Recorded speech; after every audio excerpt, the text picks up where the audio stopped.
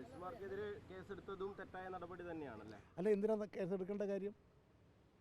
ക്രമസമാധാന പ്രശ്നമില്ല, വനിതകളാണ് മഹാഭൂരിപക്ഷവും, വേറൊരു പ്രശ്നം ഉണ്ടായില്ലല്ലോ. അതെല്ലാം പരിശോധിക്കട്ടെ. പിന്നെ തൃശ്ശൂരിൽ നടന്നിട്ടുള്ള BJP മഹിളാ സംഘടനയുടെ സമ്മേളനത്തിൽ കേരളത്തെ അപകീർത്തിപ്പെടുത്തിക്കൊണ്ട്, കേരള ഗവൺമെൻറ്റിനെ അപകീർത്തിപ്പെടുത്തിക്കൊണ്ട്, കേരളത്തിലെ ജനങ്ങളെ ആകെ അവഹേളിച്ചുകൊണ്ടുള്ള ഒരു പ്രസംഗം ഇന്ത്യൻ പ്രധാനമന്ത്രി നടത്തി. അത് നടത്താൻ പാടില്ലാത്തതായിരുന്നു. ഒന്ന്, അദ്ദേഹം അവിടെ നടത്തിയിട്ടുള്ള പ്രസംഗം എന്തോ കേന്ദ്ര ഗവൺമെൻറ് കുറേ കാര്യങ്ങൾ ചെയ്യുന്നു, പദ്ധതികൾ നടപ്പിലാക്കുന്നു, മോദി വിരോധത്തിൻ്റെ പേരിൽ കേരളത്തിൽ നടപ്പിലാക്കുന്നില്ല എന്നാണ്. ഞങ്ങൾ എന്തിനാ മോദി വിരോധം? ഞങ്ങൾ ഗവൺമെൻറ് നയത്തെയാണ് വിമർശിക്കുന്നത്. ഞങ്ങൾ BJP RSS സംഘപരിവാറിൻ്റെ നയങ്ങളെയാണ് വിമർശിക്കുന്നത്. അവരുടെ വർഗീയവൽക്കരണ നയത്തെയാണ് എതിർക്കുന്നത്. അവർ ന്യൂനപക്ഷങ്ങൾക്ക് നേരെ നടത്തിക്കൊണ്ടിരിക്കുന്ന അതിക്രമങ്ങളെയാണ് ഞങ്ങൾ അപലപിക്കുന്നത്.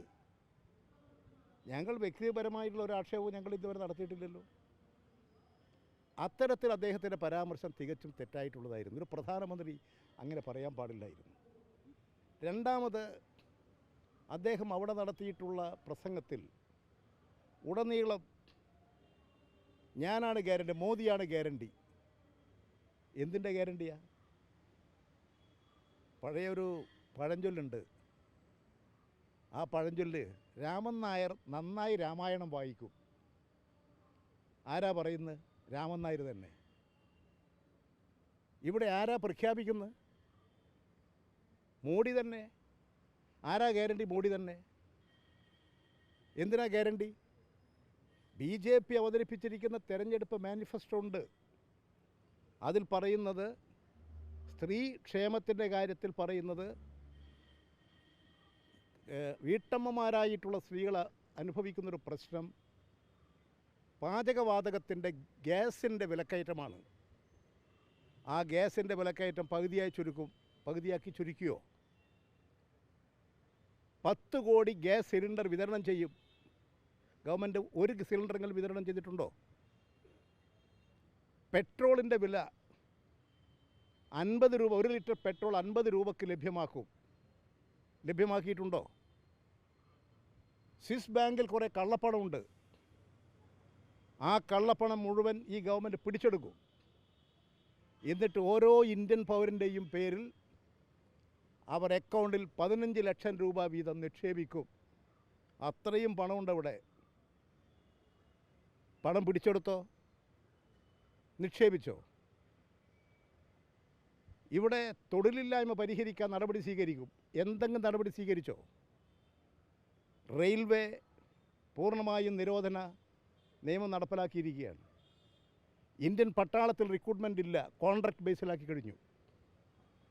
ഇന്ത്യയിൽ പൊതുമേഖലാ സ്ഥാപനങ്ങൾ സ്വകാര്യവൽക്കരിച്ച് പൊതുമേഖലയിൽ നിന്ന് ആളുകളെ പറഞ്ഞുവിടുകയാണ്. BSNL നിന്ന് 30,000-ഓളം വരുന്ന തൊഴിലാളികൾ പുറത്തു പോയി കഴിഞ്ഞു. എന്ത് തൊഴിലില്ലായ്മക്കാണ് പരിഹാരം ഉണ്ടാക്കിയിട്ടുള്ളത്? ഇവിടെ അദ്ദേഹത്തിൻ്റെ പ്രസംഗത്തിൽ മുത്തലാഖിനെക്കുറിച്ച് പറയുന്നുണ്ട്. മുത്തലാഖിനെക്കുറിച്ച് പറയുന്നത് വിവാഹമോചനം. ആ വിവാഹമോചനത്തിൽ ആരെയാ ചേർത്ത് പിടിച്ചത്? ഇന്ത്യയിൽ വിവാഹമോചന നിയമത്തിൽ മുസ്ലിം ഇതര ജനവിഭാഗങ്ങൾക്ക് വിവാഹമോചന കേസ് സിവിൽ കേസാണ്.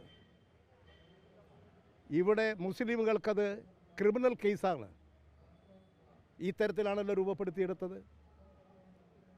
കേരളത്തിൽ വന്ന് ഒരു പ്രധാനമന്ത്രി അടിസ്ഥാനരഹിതമായിട്ടുള്ള കാര്യങ്ങൾ വിശദീകരിക്കുക. അദ്ദേഹം ഇന്ത്യയുടെ പ്രധാനമന്ത്രിയല്ലേ? ആ പ്രധാനമന്ത്രി പ്രസംഗിക്കുമ്പോൾ അതിനെന്തെങ്കിലും അടിസ്ഥാനമുണ്ടാകണ്ടേ? ഇത് ഇവിടെ സുരേന്ദ്രൻ പ്രസംഗിക്കുന്നത് പോലെയുള്ള വേദിയല്ലല്ലോ ഒരു പ്രധാനമന്ത്രി പ്രസംഗിക്കുന്ന വേദി. വാഗ്ദാന ലംഘനങ്ങളുടെ നേതാവായിട്ടല്ലേ അദ്ദേഹം അറിയപ്പെടുന്നത്.